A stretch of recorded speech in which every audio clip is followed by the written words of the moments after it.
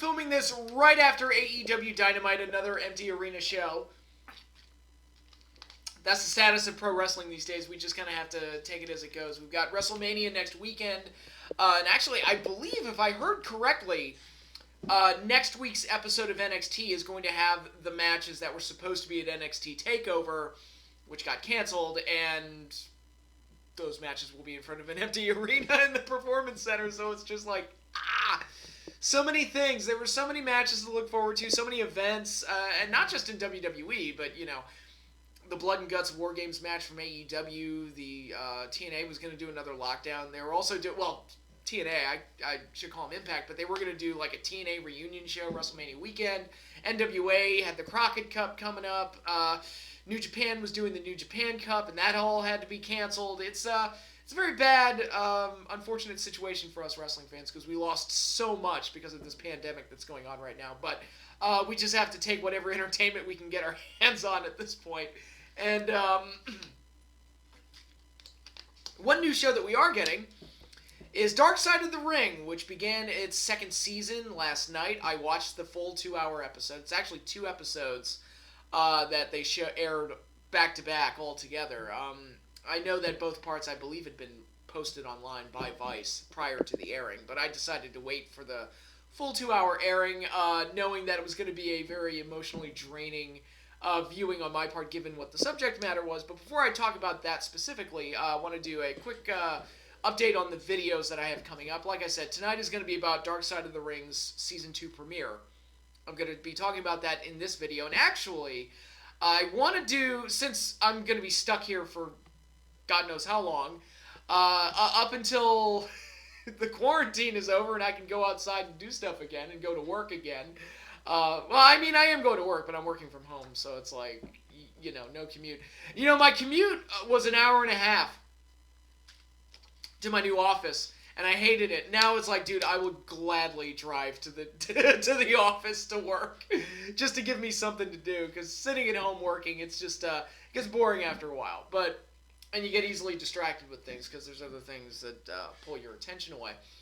But anyway, while I'm going to be stuck here, I thought it would be a cool idea to do once a week, do a reaction video to that week's episode of Dark Side of the Ring. I really enjoyed Season 1, and I thought, you know what? I'm excited for Season 2. I want to see what they deliver, no matter how hard it gets to watch and how emotionally draining it is.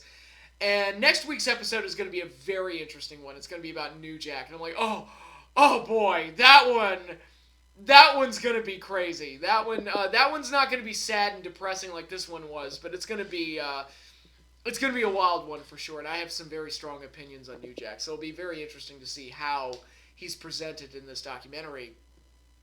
And so we've got this video right now, and like I said, that's gonna be an ongoing thing for as long as I can do it, as long as I'm stuck here. And you know, it's only 8 to 10 episodes, so I could, you know, even if the lockdown ends tomorrow, I could probably find something to do, you know. But find some way to get a weekly video out to you guys in regards to Dark Side of the Ring. But other videos I have coming up, on Friday, you'll be getting my first Nitro retrospective, and it will cover, as I've said before, it'll cover the period from the very first episode in 1995 to the final episode before Scott Hall's debut. So basically everything pre-NWO is what I'll be covering in the first part of the retrospective. And how this series is going to work is that Part 2 will be the remainder of 1996, which is the early days of the NWO. And then from there it'll be 4 more parts, with 1997 broken up into 2 parts, 1998 broken up into 2 parts, with the Finger Poke of Doom being the finale, I guess. I want to stop at the Finger Poke of Doom. I think that's a really good place to stop. I have no desire to relive 1999 Nitro, or 2000 Nitro, or, God forbid, 2001 Nitro, when it would have felt like watching a funeral. Just uber depressing. But that should be a fun thing. And each video, I was asked about it if I was going to do, like a top 10 match list or something after I was done with it. I don't think I'm going to do that. What I will do, though, each Nitro retrospective, for the time period that video is covering, I will list a favorite episode, a favorite match, and an MVP. And so that'll give me a chance to highlight one of the really good matches, my favorite episode of the bunch, and the guy that I felt stood out the most during that period. And actually, I'll say this right now. For part 2, which covers like the early days of the NWO, there's a lot of contenders for MVP in those episodes. I'm like, there's a lot of guys that are really impressing me when I go back and watch this stuff. And I'll say this too. Maybe I should save this when I do the second part. Yeah, I'll save it for that. I don't want to spoil anything, but I've really been enjoying watching the Nitros. I want to share some of that love with you guys. So that'll be a fun series of videos to do. So the first one of those should be up on Friday. And then on Saturday, I'm going to do another live stream. Hopefully this one goes better than the one I tried where I watched WrestleMania 10 and Uncensored 95. No technical difficulties. Dear God in heaven, please. And in this one, I put a poll up on Twitter to see to determine which live stream I was going to do. It was either going to be the Sting and Vader pay-per-view matches. So I was going to jump to each pay-per-view and just watch the Sting-Vader match from each pay-per-view, which wouldn't have just been their singles matches, but also their tag matches that they had. A War Games match, I believe I was going to throw in there, the 93 War Games with Shockmaster. And a few other things like that. There was the Triangle match with Big Bubba Rogers. That was also one of their bouts.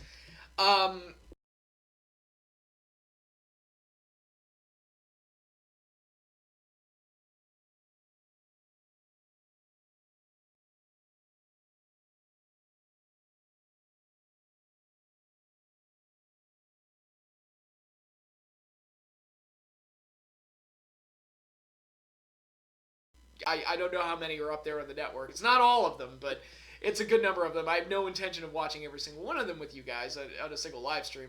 You'll watch me go delirious by the time it's over. But I've selected 5 tapes, and as it turns out, Home Video Classics won the poll, so that's what we will be watching on Saturday, and I've selected the 5 videos that I will be watching as part of the live stream. They include Inside the Steel Cage from 1986, which is one I've never watched, but it piqued my interest when I was looking through them. And it's like, I'll watch it. Sure, it'll be fun.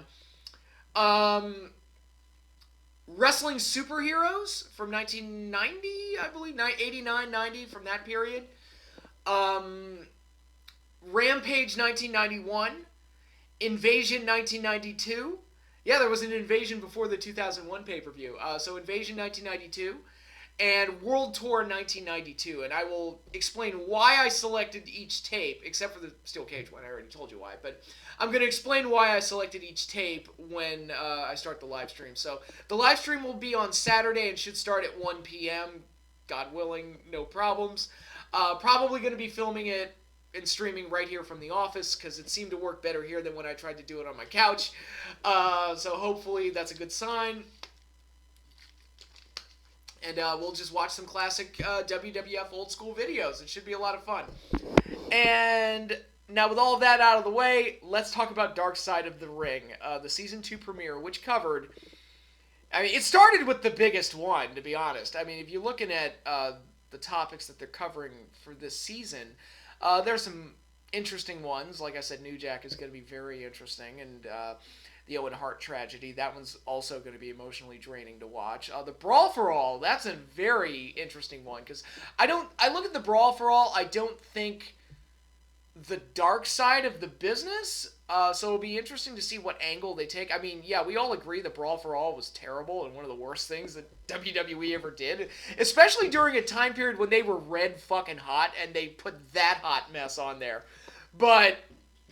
it'll be very interesting to see the angle they take on that one, but Herb Abrams is another topic on there, the Road Warriors is another topic on there, but they started with the Chris Benoit double murder suicide tragedy.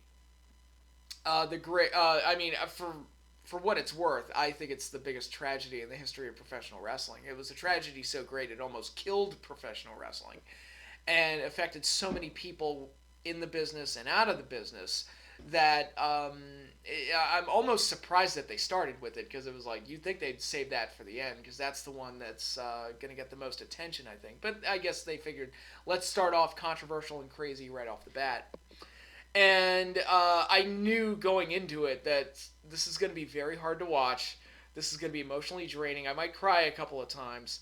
But I want to watch it, and I want to see, because they did a really good job last season, so I want to see what they do with this very, very sensitive subject that got talked to death back when it first happened in 2007, because and they covered this in the documentary, but you couldn't flip a TV on without having somebody talk about pro wrestling or Chris Benoit or the amount of deaths in professional wrestling or some wrestler being interviewed and scolded by a newscaster. I mean, the media coverage was insane during the whole thing. And I've always been a guy that kind of hates the news media, and that's not a political thing. That's a straight up, I don't like the way they sensationalize tragedies for their own gain and for numbers and for money.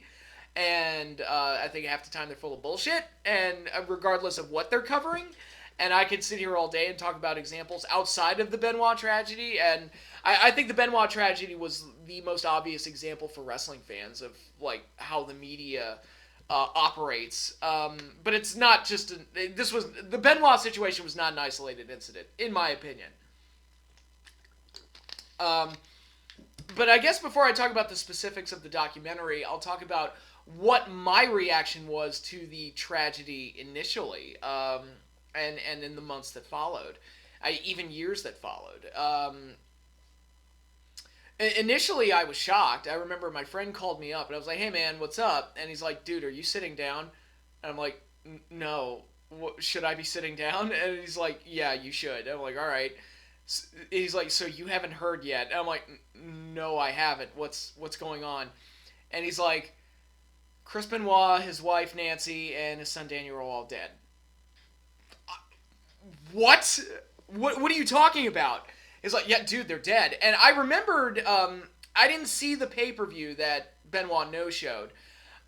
He was supposed to wrestle CM Punk. I ultimately did not see that show, but it was, I had heard that he had missed the show, and I'm like, that's odd. That's unlike Chris Benoit. You wouldn't expect him to be a guy like that would miss a show. He must be hurt. And that was my assumption. I hadn't heard anything specific. I was just like, oh, well, he must be hurt, because Benoit's the type of guy, he never misses a show. And Benoit is a guy, before that weekend, and before all the news came out, Benoit is a guy who I guarantee you, if you had asked every single wrestling fan on the planet who their top 10 favorite wrestlers were, Benoit is one of those guys, maybe even the only guy, that would have been on everybody's list. He was that respected and that well liked, and he was that good of a worker. He was one of the greatest to ever lace up a pair of boots. No one will ever fight that or deny that. And it's absolutely true. You just look at his body of work, and you look at the great moments and matches that he had. I'm watching the old Nitros right now, and some of the best matches on these Nitros are the ones with Chris Benoit in it. It's just how it is. And when I heard the news, as a fan, I didn't want to assume the worst. My initial reaction was, what, was there a gas leak? Did somebody break into the house and murder them all? What happened? And my friend was like, we don't know. No, all we know is that they're dead. I was like, oh, shit. And at the time, I was living with my parents, and my grandmother was staying with us at that point. And I walked upstairs, and I must have looked like I was shell-shocked or something, because my mom was like, Patrick, are you all right? And I'm like, yeah, Chris Benoit's dead. And she's like, who's Chris Benoit? Because, she doesn't follow wrestling like I do. Like, he's a pro wrestler. Him and his wife and his kid are all dead. And she's like, what? And then my grandmother, who at this point was past 90 years old, God bless her soul, and I love her to pieces, she just... At this point in her life, she had no filter. So she just piped up at the table. She was like, he probably killed them all. And I was like, Grandma, that's terrible. And then it turned out, oh my God, Grandma was absolutely 100% right. And, but again, we didn't know. I watched the initial news coverage, which again was like, we'll bring you more as we find out more. There was no real details. And then I watched the tribute episode of Monday Night Raw, where they basically scrapped the whole Vince McMahon faked his death angle. Whatever. They were going to have some kind of a funeral for Vince. Because that was the whole bit where... oh my God, I'm having memories of... I missed Raw that night, and a friend of mine called me up, a different friend, and he was laughing so hard at what they did that he couldn't get the words out. He was like, dude, did you see the end of Monday Night Raw? And I'm like, no, what are you talking about? He's like, dude, Vince, and he literally was laughing so hard he couldn't get the words out. It took like 5 minutes for him to tell me. He's like, dude, Vince McMahon went into his limo and it blew up. I'm like, what? He's like, yeah. I mean, it was pretty nutty, but obviously that entire angle had to be scrapped given the circumstances. And even I remember Sherry had passed away. She had had her overdose. And there was talk that they should drop the angle out of respect for someone in the business who had just died. And they pushed it another week, and then we got hit with this. And, that's one of those weird omens, I guess. I remember, this one gets forgotten, but I remember, and maybe I should save this for the Owen Hart episode, but that's going to have plenty to talk about, I think. But I remember... Al Snow held a mock funeral for Pierre the Deerhead, who was like a replacement for Head. It was like he walked around with like a fucking deer head, or like a moose head, or something like that. And it was called Pierre. And Bob Holly did something where he broke the deer head or something. And so Al Snow held a mock funeral for Pierre. And if memory serves me correctly, Over the Edge was the very next pay-per-view, like right after they did that bit. So it makes you wonder, like, these weird omens, man, that just pop up every now and then. And, but anyway, I did not hear about the allegations of a double murder-suicide until after Raw was over. I'd watched the entire episode of Raw, and I remember they replayed the Royal Rumble, they replayed the WrestleMania 20 main event. I think they had a cage match with JBL on there, which I remember being a really good match. And I flip on the news channel, and immediately they're talking about murder-suicide. I'm like, no. Oh, no. And it's like, it was even worse than we all thought it was. And I'm like, oh, shit, this is bad. And now WWE, and I immediately realized, oh my God, WWE's got egg on their face now, because they just did a whole tribute to him. And so how I initially took it, beyond being mad at the news media for getting things wrong, I remember one that really sticks out to me. I remember watching Bill O'Reilly one night, and he talked about how, well, Benoit had a history of being violent. He got his name the Crippler by breaking Sabu's neck in a match, and I wanted to pull my hair out. And I'm like, guys, I've seen that match. I own it on a DVD. It was an accident. That what happened in that match was completely 100% an accident, and then they turned it into an angle where he got the name the Crippler. Benoit even explains it in the documentary on the DVD, where it's like he called Paul to ask if Sabu was okay, and Paul Heyman was like going nuts. He's like, we're gonna call you the Crippler and blah blah blah, all this other stuff. It's actually a really funny story. But no, that match was not an indicator that Benoit was this violent monster that hurt people. Not at all. Not at all. And Bill O'Reilly, if he had his people or his staff or him had done 10 minutes worth of research, you'd have known that. And that was the type of stuff that I was seeing in the news cycles that were just pissing me off left and right. Now, did things need to change in pro wrestling? Absolutely. And did this tragedy kind of push some positive changes on the business? I would say yes. Maybe WWE went a little too far with the whole PG thing, but overall, it's like protecting the wrestlers. I think the business went in a good direction. That said, the mountain of misinformation that was going on in the news media, it was like a three-ring circus. But then again, that's what I've come to expect out of the news media whenever anything happens. So there you go. But my reaction towards Chris, I'll be honest, I said, fuck that guy. Like, immediately, I was like, fuck that guy. And and to kind of give you a little background on my mindset and what shaped me, when I was 6 years old, I would watch Unsolved Mysteries and America's Most Wanted religiously. They were literally two of the shows that I watched all the time. And I even had it in my brain that it was the civic duty of every single American citizen to watch those shows so they can help people and catch the bad guys. And this is me at 6 years old thinking this. And I think watching those shows and shows like it kind of gave me a very justice-minded mindset when it comes to these type of things, where if you hurt somebody, especially someone that you love, you should pay the price, and you should be punished to the fullest extent of the law. And I remember at the time saying things like, what pisses me off the most is that fucking coward killed himself and didn't face the music. That pisses me off more than anything. Um, not just that he killed his wife, and especially not just that he killed his child, which is very unforgivable to me. To kill a small child. But the fact that he was so much of a coward that he killed himself and didn't want to face the horrible music that was coming to him. So that was like, I was like triple pissed off at him because it was like, you killed your wife, you killed your son, and you're a fucking coward. Fuck you. And and I was very angry about it. And I won't say I felt betrayed because I'm just a fan. Like, I don't know if there's a way you can betrayal to a fan is like not signing an autograph or something. Like Benoit, I didn't know him personally, and I'm just looking at it as like an observer looking at a horrible situation, and I'm just looking for a perp. I'm just looking for a bad guy in the whole thing, and my immediate mindset was fuck him. As the years have gone on, my mindset has kind of softened a little bit.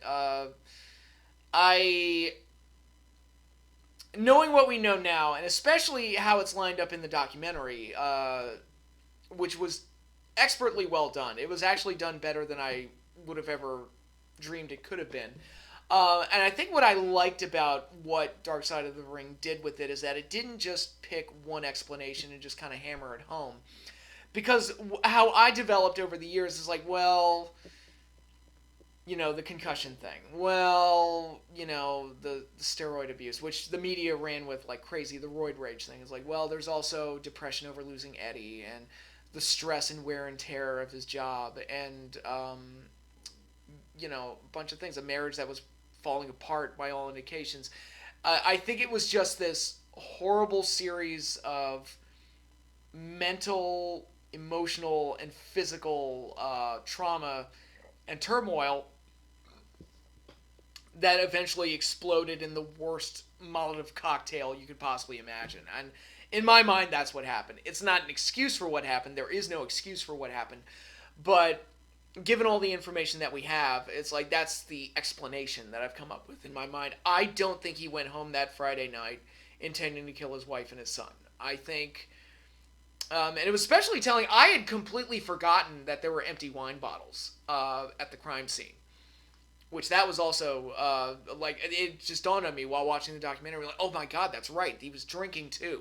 So it's like, alright, so you've got the pills, the drugs, concussions, physical trauma from just being a pro wrestler in general, emotional problems with losing Eddie, and problems in his marriage, and you throw drinking on top of all of that, and it's like, oh my god, you put all of that together, that is a horrible, horrible equation that's going to lead to something very bad. And I think Dark Side of the Ring did a very good job of highlighting all the different aspects that could have contributed to it, whereas in the past, I think there was a tendency to kind of focus on one area, whether it be roid rage or CTE or whatever. They just kind of go one direction, just pick it and just zoom with that, when I think it was a combination of a ton of things. And I really appreciated how they highlighted the death of Eddie Guerrero and how that really impacted him. And that was, for me personally, that was the hardest thing to watch, to see Chavo and Vicky kind of relive that trauma and talk about how Chris and Nancy were there for the family, especially Nancy being there for Vicky. I didn't know any of that. And really painted the picture that Nancy was a wonderful person, to be perfectly honest, and which makes her loss even more tragic, to know that she was so sweet and caring and giving and loving during such a traumatic experience for Vicky. I mean, that was very eye-opening. Not that I assumed Nancy was a bad person. I didn't know her. And it was nice to see her highlighted. I think a lot of people who've spoken positively about this have said it was very nice to see her career get highlighted and her as a person get highlighted, because she's kind of become the forgotten, her and Daniel have become the forgotten elements of this, where it's the focus is usually on Chris, and it's like, his victims had lives too, and they were important too for more than one reason.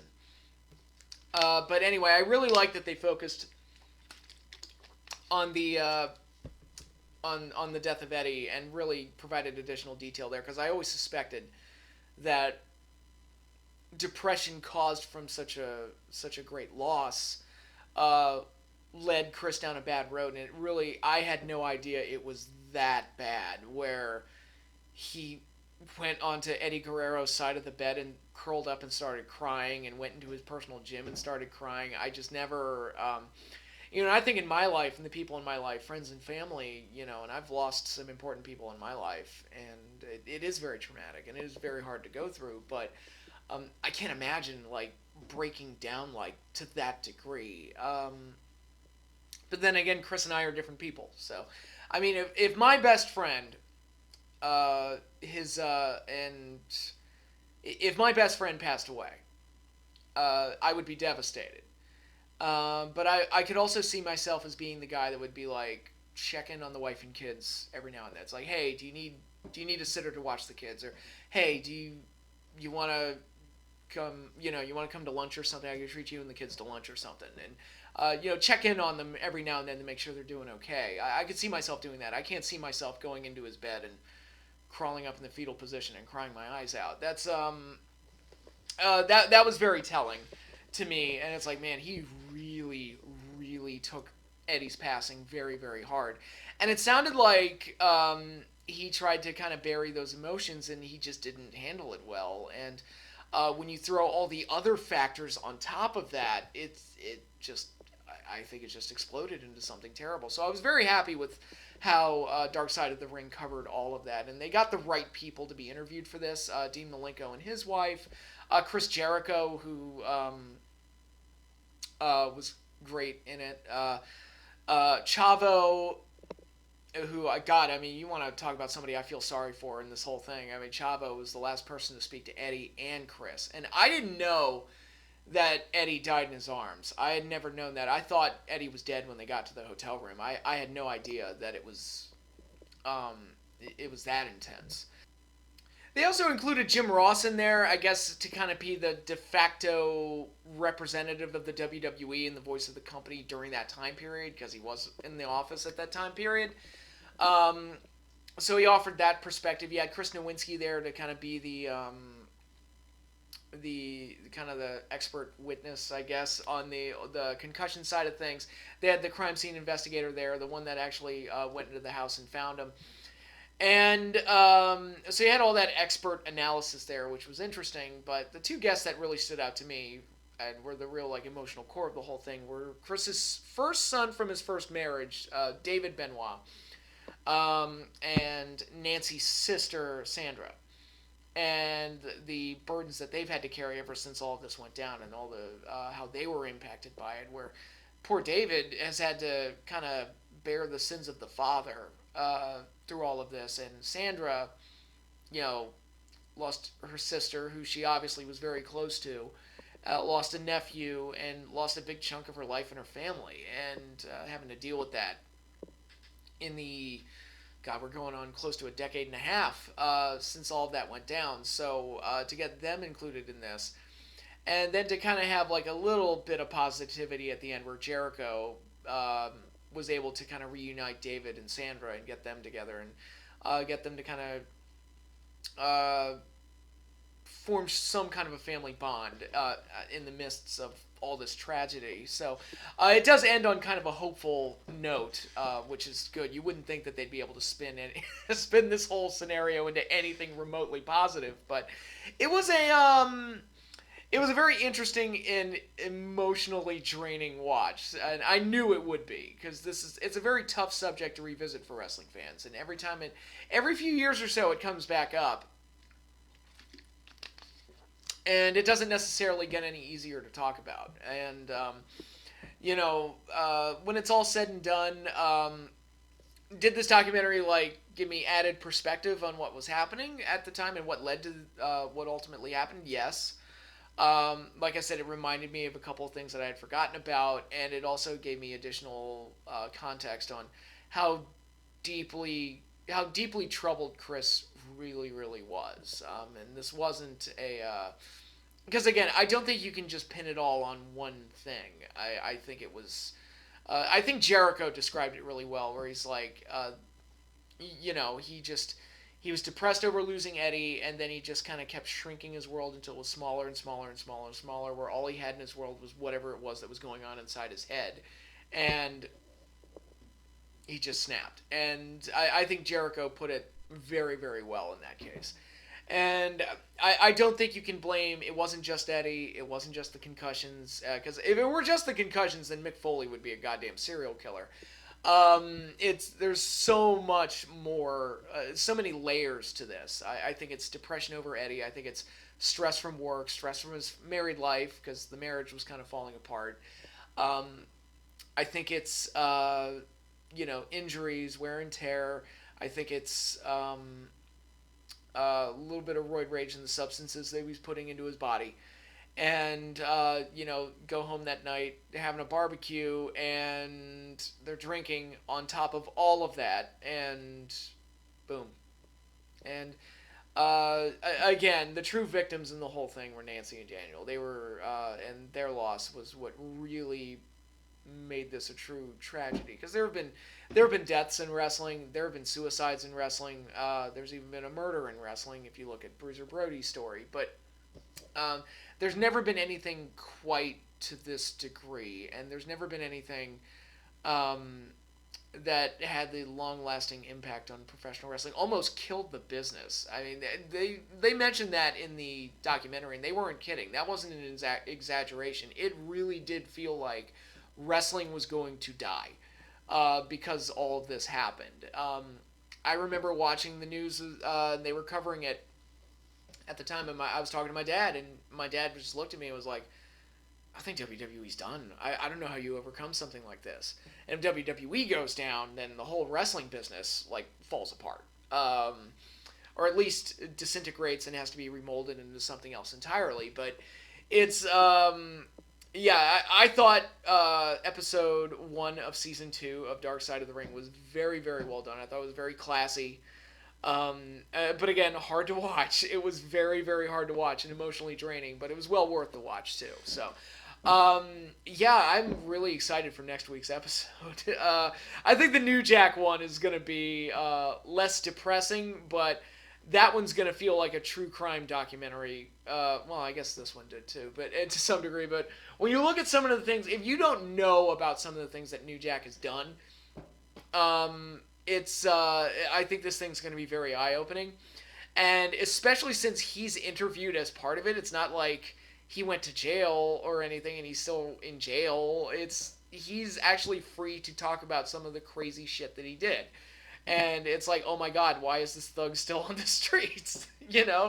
But that's going to be another discussion for another time when we watch that episode. I'm very interested to see how they cover that. So, that concludes my discussion on Dark Side of the Ring, episode 1 of season 2. And like I said, I plan on doing one of these each week after each episode. And since I'm stuck at home, quarantined, what else am I going to do with my time? So, thank you everybody for watching, and like I said, I'll have another video up for you on Friday, and I will be doing another live stream on Saturday, so be on the lookout for that. You can follow me on Twitter, read the description down below for the link. Be sure to hit like, subscribe, comment down below, hit the little bell icon so you get notified when I post a new video, but that is all I have for you now. Thanks again everybody for watching, and take care.